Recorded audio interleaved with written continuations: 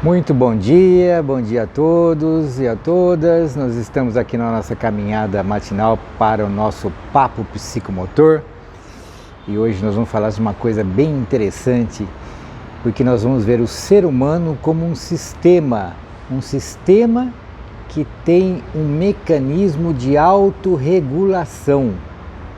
Como será que funciona isso? Como será que o nosso mestre Carl Gustav Jung vê esse sistema de autorregulação? Vamos lá?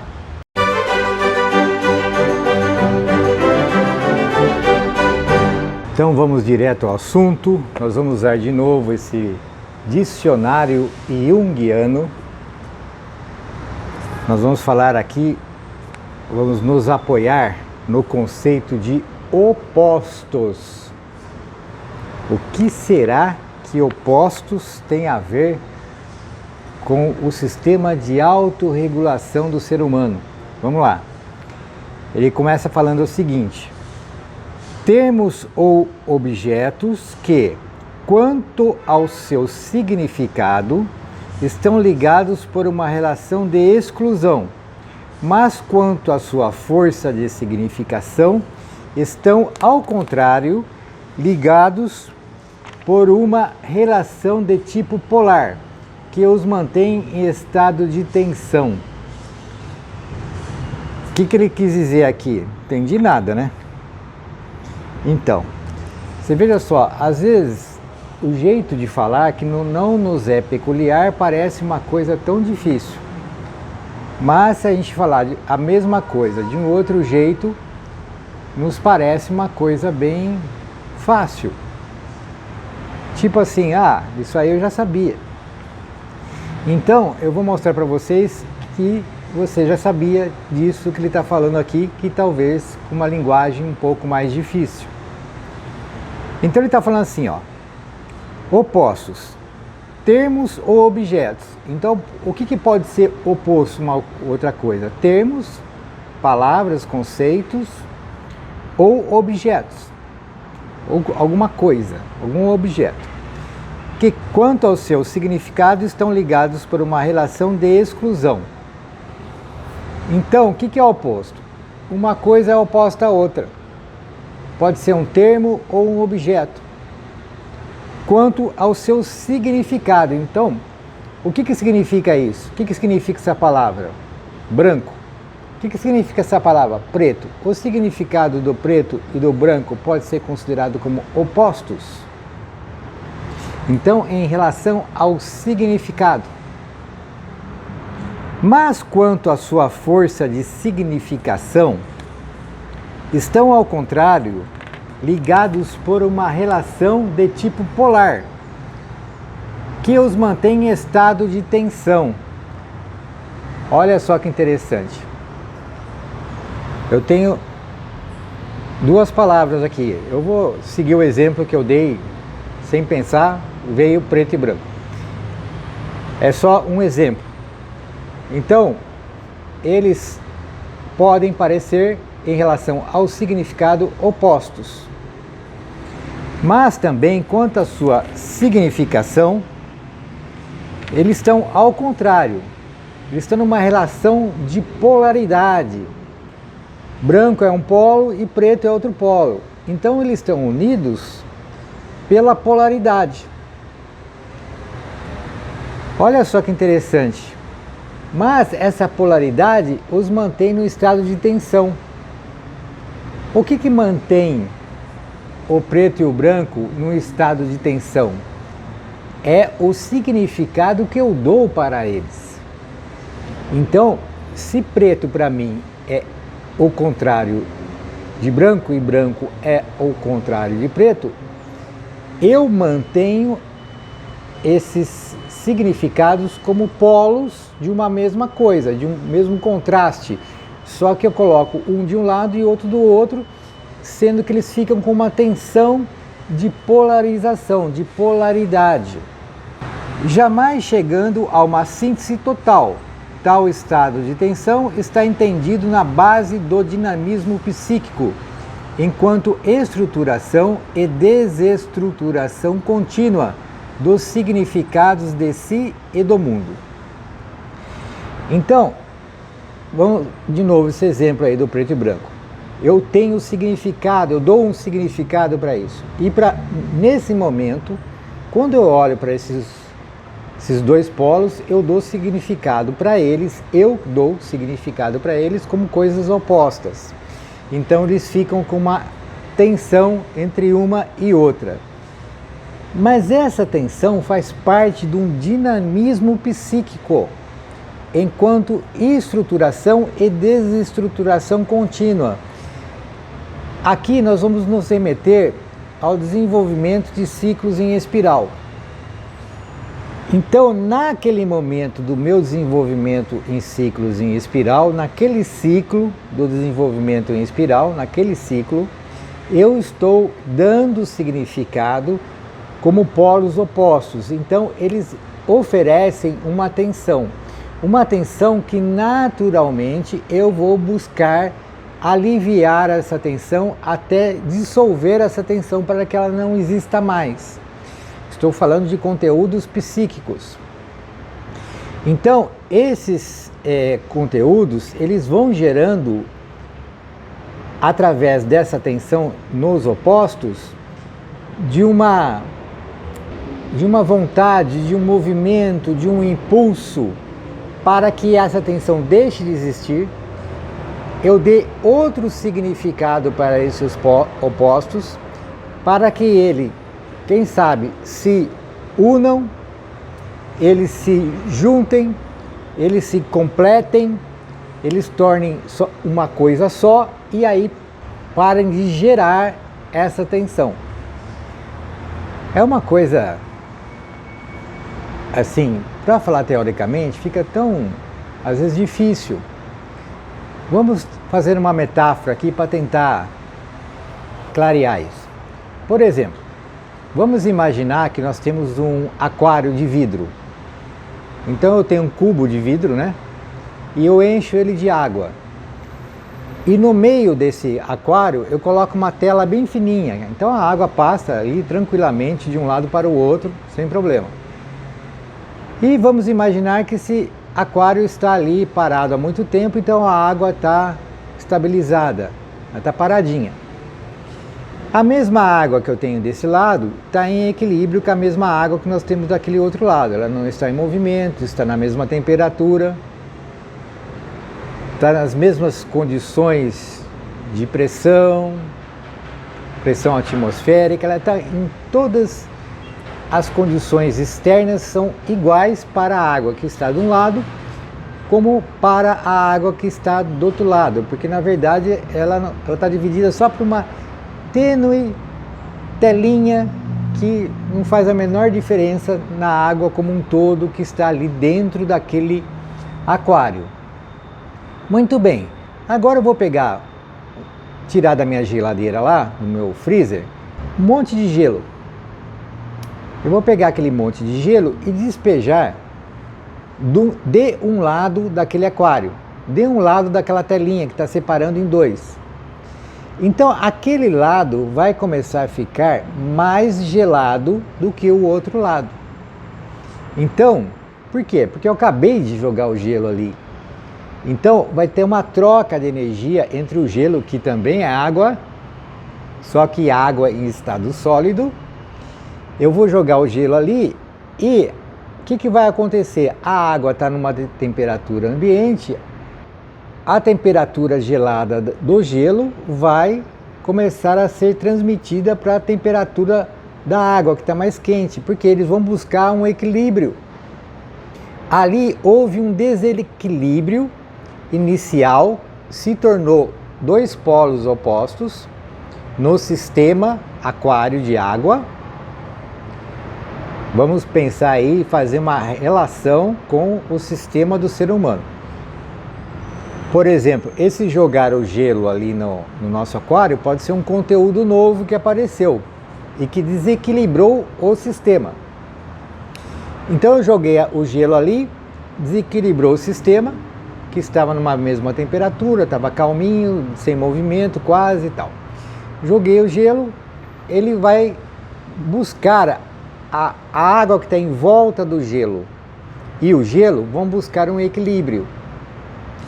Só que daí essa metade do aquário ela vai ficar mais gelada do que a outra metade. E o aquário como um todo também vai buscar se equilibrar. Vai chegar um momento, com o passar do tempo, que vai derreter todo o gelo. O gelo, que é água em estado sólido, vai ficar água em estado líquido igual ao restante do aquário. Então ali eles encontraram um equilíbrio. Então eles deixaram de ser polos opostos para serem uma coisa só. É como o símbolo. O símbolo deixa de ser símbolo a hora que a gente desvenda todos os mistérios do símbolo, que tem uma partezinha consciente e uma grande parte inconsciente. A hora que o símbolo se tornar totalmente consciente, ele deixa de ser símbolo. Ele passa a ser assimilado e integrado pela psique. Da mesma forma, o gelo ali, ele vai deixar de ser gelo, porque ele vai ser aquele conhecimento, aquele significado que eu tenho sobre aquele gelo, ele vai passar a ser assimilado e integrado no aquário como um todo. Como a água, ele vai virar água dentro da água, vai ser assimilado e integrado ao sistema aquário. Similar como nossa metáfora para o sistema psíquico. Quando um conteúdo novo ele é absorvido, ele é jogado, absorvido pela psique, ele gera um desequilíbrio. Esse desequilíbrio, o próprio sistema vai buscar o reequilíbrio, assimilando e integrando esse conteúdo à psique como um todo, ao indivíduo de forma integral. Então, lá no nosso aquário, voltando ao nosso exemplo do aquário, o gelo gerou um desequilíbrio, ele gerou uma oposição, mas na verdade eles são complementares, eles não são opostos na verdade. Eu é que dei um significado de oposição para ele. O sistema, como não tem nada a ver com isso, qual o significado que eu dei, ele vai procurar assimilar e integrar isso aí. Vai procurar, o sistema aquário vai procurar assimilar e integrar o gelo. Como o nosso sistema, enquanto ser humano, vai procurar assimilar e integrar esses conteúdos novos, que eu dei um significado naquele momento do meu ciclo de desenvolvimento da espiral, eu dei um significado de opostos. Eu dei um significado, eu gerei uma tensão que é natural. Por quê? Com o processo de derretimento do gelo e o sistema todo alcançar uma nova temperatura de equilíbrio, da mesma forma na psique, esses conteúdos tendem a serem assimilados e integrados e daí uma nova nível de equilíbrio. Então o desenvolvimento em ciclos em espiral fica assim, um ciclo ele vai absorvendo um monte de conteúdos do mundo externo, do mundo interno, vem lá para o sistema, gera um desequilíbrio, o sistema vai buscar automaticamente reequilibrar o sistema num processo de autorregulação. A hora que essa autorregulação, a hora que o aquário derreteu todos os gelos, a temperatura ficou uma só e a água estabilizou sem movimento, nós damos um salto no nosso ciclo e na nossa espiral de desenvolvimento para um ciclo maior. Então nós vamos estar incorporado, internalizado melhor, tem a ver com a incorporação também, mas o corpo é só uma parte do sistema de forma integral. Lembra lá? Vamos relembrar lá como que nós fizemos a imagem do nosso indivíduo de forma integral, que é o centro, self, inconsciente coletivo, inconsciente pessoal, ego e corpo.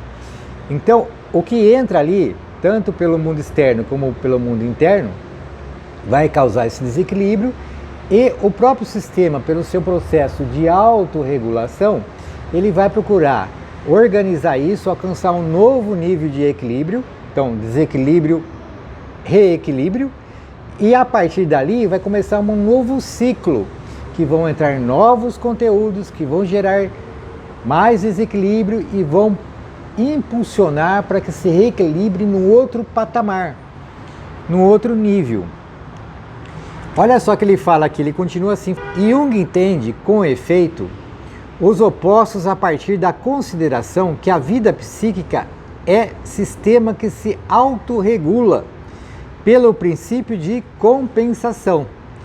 A essa dinâmica se referem fundamentalmente os conceitos de consciência e de inconsciente, considerados como opostos a partir da consideração de que a vida psíquica é um sistema que se autorregula pelo princípio geral de complementaridade e pelo princípio especial de compensação entre os elementos do sistema. Então, o que ele está falando aqui? Que, por exemplo, o consciente do indivíduo, o centro da nossa consciência, o ego, trabalha em complementariedade com a dimensão inconsciente. Então, nós temos aqui conteúdos que vão se tornando conscientes, que geram desequilíbrio no sistema, inclusive na sua dimensão inconsciente, que isso gera uma movimentação no indivíduo de forma integral, que o próprio sistema do indivíduo de forma integral, que nós chamamos de sistema semiaberto, vai procurar se autorregular, vai compensar aquele conteúdo novo com essa movimentação para gerar um novo estado de equilíbrio, de reequilíbrio, né? Muito interessante. Então ele fala aqui que o consciente e o inconsciente são estados do sistema, estados de consciência que trabalham em complementariedade, né? Nesse processo de compensação, nesse processo de autorregulação. Muito legal. Em termos de energia, nós poderíamos falar assim, eu acho até mais fácil, esse exemplo que eu dei do aquário é um exemplo que a gente deu na perspectiva da energia. Nós falamos da energia térmica, põe o gelo é mais gelado, a água está numa temperatura ambiente, são sistemas que na física, por exemplo, é tranquilo. Quando a gente trata desses mesmos conceitos na psicologia e na educação, gera uma certa confusão, né? Não era para ser. Mas olha que ele fala aqui, eu lembrei do conceito de entropia. E o que ele fala aqui no dicionário junguiano sobre entropia? O termo exprime a tendência da energia psíquica de passar de valores mais altos a valores mais baixos, até alcançar um estado de equilíbrio ou de repouso. Né? Lembra do gelo lá? O gelo caiu, vamos falar que o gelo esteja no estado mais alto. Caiu ali, bagunçou o pedaço, o sistema vai procurar se reequilibrar e ele até alcançar um estado de equilíbrio ou de repouso. Daí a água volta a ficar naquele estado mais tranquilo. A noção é tirada da física, lógico, e precisamente do segundo princípio da termodinâmica, do qual Carnot deu em 1824 a primeira formulação, e Clausius em 1850 a forma matemática. Em particular, esse princípio sustenta que o calor se transmite do corpo mais quente àquele mais frio e estabelece que, num sistema fechado, a cada transformação de energia verifica-se uma degradação da própria energia, ou seja, uma perda da energia total do sistema. Aqui é interessante porque vamos pensar que quando nós jogamos o gelo no aquário, para haver esse novo reequilíbrio, há gasto de energia. Então o sistema como um todo gasta energia para reequilibrar o sistema. Interessante, né? Com o termo degradação, empregado na definição de entropia, indica-se essencialmente o caráter de irreversibilidade da passagem de uma forma de energia a outra, e mais precisamente salienta-se que, em um sistema fechado ou parcial, sempre é possível a transformação da energia mecânica em calor, e tal transformação é absolutamente completa. Nós poderíamos pensar o seguinte: depois que houve esse desequilíbrio e houve o reequilíbrio, o indivíduo de forma integral nunca mais vai ser o mesmo. Ele vai passar por essa experiência de assimilação, integração e de reequilíbrio no novo patamar. Então, vai ser gasto energia para isso, mas a gente vai retomar em outro padrão. Não podemos esquecer que a energia psíquica, a energia do ser humano em forma integral, é proveniente do centro. Então, pensar, você pode ficar cansado no primeiro momento, mas você vai elevar o seu nível como indivíduo de forma integral e vai estabilizar no novo padrão de energia, porque nós somos um sistema semi-aberto. Então, a energia que vem do centro sempre vai estar repondo em níveis maiores de energia. Então, por favor, não há desculpa para não pensar, porque vai gastar energia. Olha eu aqui numa cadeirinha de balanço. Tive que parar o vídeo lá, problemas técnicos. Então, vou finalizar por aqui. Aqui também tem bastante coisa só sobre os opostos. Então, eu penso que a dificuldade que nós podemos ter intelectual de desvendar esses campos aqui que o Jung nos oferece de estímulos ao pensamento reflexivo e, consequentemente, ao nosso desequilíbrio para posterior reequilíbrio, e assim a gente se desenvolvendo em ciclos em espiral, é que cada palavra tem um significado grande, profundo e dúbio, muitas vezes oposto. Então, um mesmo conceito tem várias perspectivas conceituais, vários significados, que dependendo do contexto, ele pode ser interpretado de um jeito ou de outro. Então você imagine, se nós pegarmos vários conceitos, que têm várias perspectivas, e juntarmos isso num só pensamento, além de nós termos que ter um certo entendimento daquele conceito, nós também teríamos que identificar de qual perspectiva aquele conceito está colocado dentro daquele contexto teórico. Então é muito interessante isso. É desafiador, mas muito interessante.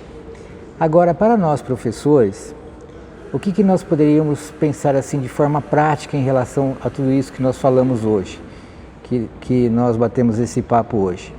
Nós poderíamos falar o seguinte, que na nossa atividade psicomotora, na nossa intervenção educacional, psicomotora, psicoterapêutica, nós vamos colocar vários elementos ali novos, vários conteúdos, novos estímulos, que vai gerar uma turbulência no sistema, vai gerar um desequilíbrio no sistema. E depois, naturalmente, ele vai passar por um processo de reequilíbrio. O que nós fazemos normalmente na educação física, por exemplo? Você tem a aula, normalmente uma aula tradicional, você tem a aula, onde há muita movimentação corporal, e no final da aula você faz uma atividade que muitas vezes é chamada de volta calma, ou relaxamento. Então você faz exercício de respiração, exercício de relaxamento. Então esses exercícios, ele na verdade, olhando pelo prisma que nós olhamos hoje, para que ele serve? Ele é um momento que você vai começar a reequilibrar todos aqueles estímulos que você colocou durante a aula. Então, nós ajudamos o nosso aluno a reelaborar tudo aquilo, a começar a reequilibrar. Nós, de certa forma, oferecemos uma série de estímulos para que geraram o desequilíbrio do sistema. Então, através dessa atividade de volta à calma, de relaxamento, nós ajudamos ele no processo de reequilíbrio, num novo patamar. Tem muitas culturas que faz isso dormindo. A pessoa tem esses estímulos e depois ela dorme. Lá no ambiente mesmo que ela teve esses estímulos, ela dorme. Então nós fazemos isso naturalmente. Nós temos uma série de estímulos durante o dia e dormimos à noite, onde a gente vai caminhar nesse processo de reelaboração de tudo esses conteúdos novos, esses estímulos que vieram do dia a dia. E à noite a gente vai esse processo de reelaboração. No nosso método psicomotor Vida Pura, o que nós fazemos? Nós temos 4 momentos da nossa aula, ou da nossa sessão, ou da nossa intervenção, que é o acolhimento, a vivência psicomotora, o acabamento e a despedida. Então, no acabamento, a gente vai dar ênfase a alguma coisa que foi tratado, a gente vai dar um olhar mais refinado, uma consciência, uma concentração da atenção naquilo, e depois nós fazemos o relaxamento, onde nós ajudamos o nosso aluno a absorver, a reelaborar e a começar, pelo menos, esse processo de absorção de tudo aquilo que foi feito. Então, esse momento aí de volta à calma, de relaxamento, do acabamento que nós chamamos nosso método, é extremamente importante, porque, vou ficar lá parado? É ali que você vai digerir, começar a digerir tudo aquilo que foi estimulado durante a aula. Então é isso. Espero que você tenha gostado, fique com Deus, até mais. Tchau, tchau. Agora quero saber de você, quais foram as suas conclusões e reflexões? Deixe a sua resposta aqui nos comentários. Se você gostou do vídeo, dê seu like, compartilhe nas suas redes sociais e não se esqueça de visitar o nosso site psicomotricidadepositiva.com.br e conhecer o nosso curso Como Prescrever Atividades Psicomotoras. Por enquanto é só, ficamos por aqui, muito obrigado.